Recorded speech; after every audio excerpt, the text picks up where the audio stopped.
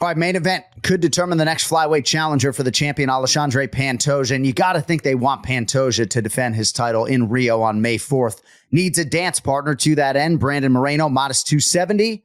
Brandon Royval, plus 220. And, of course, he has fought these guys successively. Pantoja has as well. So who knows? I mean, Amir Albazi with a serious neck injury pulling out of this fight has major consequences in this division. As for this fight, Moreno Royval, second meeting. First one, UFC 255, UFC Apex, November 2020.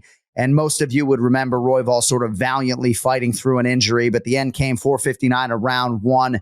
And then Moreno famously turning around, fighting Davison Figueiredo to a draw in a title fight 3 weeks later. Feels like some unfinished business here, Brian Petrie. Your thoughts on the main event here at flyweight? Former champ Brandon Moreno taking on Brandon Royval. I love what the UFC did. Co-main event, main event were ended essentially by injuries, like taking nothing away from the winners. But these are really smart, good rematches that we need. Royval looked just okay against Pantoja. I love the chaos he brings. And I felt like he just didn't bring enough chaos. I think he was worried about his cardio. Got taken down a lot, didn't really do much off his back. There was a couple times where he could have got out of there and people would have never faulted him. He fought through that. He showed some heart. But he needs to ramp up the chaos because I think Moreno is better everywhere. But in those exchanges, in those clinches, a spinning elbow, a jumping knee, something out of the ordinary, maybe to clip Moreno, put him down and then take advantage. I think that's what Royval is going to need here.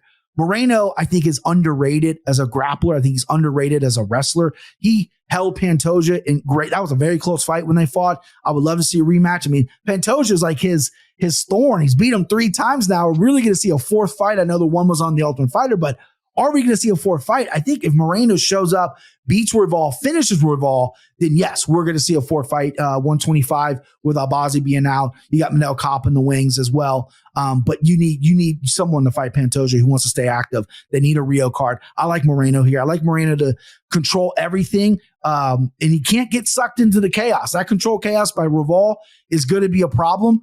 And if you stay tight, land your takedowns, dominate on top, your boxing's better, your pressure's better, and I think his cardio's better, and he's been in more 5-round fights. I like Moreno here, and I hope he gets a finish because, again, I just love seeing a really good crowd reaction. The Mexico City crowd is passionate, and I want them to blow the roof off this place.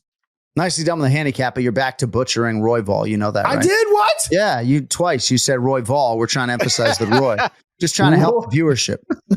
Brandon Royval. I'm just messing with you. Royval. All right. Kenny, interesting comments from Brandon Royval after the title fight against Pantoja. Leading in, he was preaching patience and then sort of intimated that kind of got caught up in that and away from his style. I feel like Brandon Royval has to fight bat out of hell as if like he's double parked outside. What are your thoughts on him here at a huge spot against Brandon Moreno? Yeah, man, I think that's an interesting point, right? Because you don't want to get too far away from who you are. And I think that perhaps that hurt him in that last fight against Pantoja. And the way I see it, it's basically like the fundamentals, the consistency of Moreno versus the chaos of Royval. So, yeah, did I say that right? Royval? Yep. Okay. So, yeah, man, I think that this is going to be a very interesting fight. I think it's going to be a very exciting fight as well. And now, for Royval, I think he's got to be able to manage those emotions at the same time, though.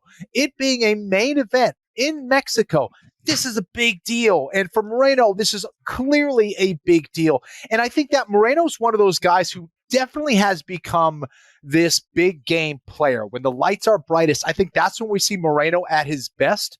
And so I'm curious to see how Royval deals with this, right? And how well he's able to fight in Moreno's backyard. But when I'm looking at a fight, it doesn't matter who it is, what the name is for the most part. I'm always going to lean on someone who is consistent and relies on those fundamentals.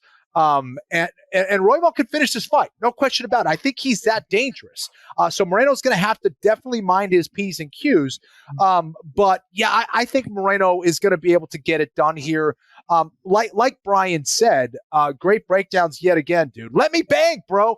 I think that, it's got to be the full mixed martial arts arsenal for Moreno. He can't just fight him one way. He's got to keep Royval guessing, keeping him change the fight, bring it to the ground, keep it on the feet, like mix things up. Anytime Royval wants to do something, he has to do the opposite. So, and I think Moreno has the intelligence and the MMA IQ to be able to do that. So I like Moreno here in this spot.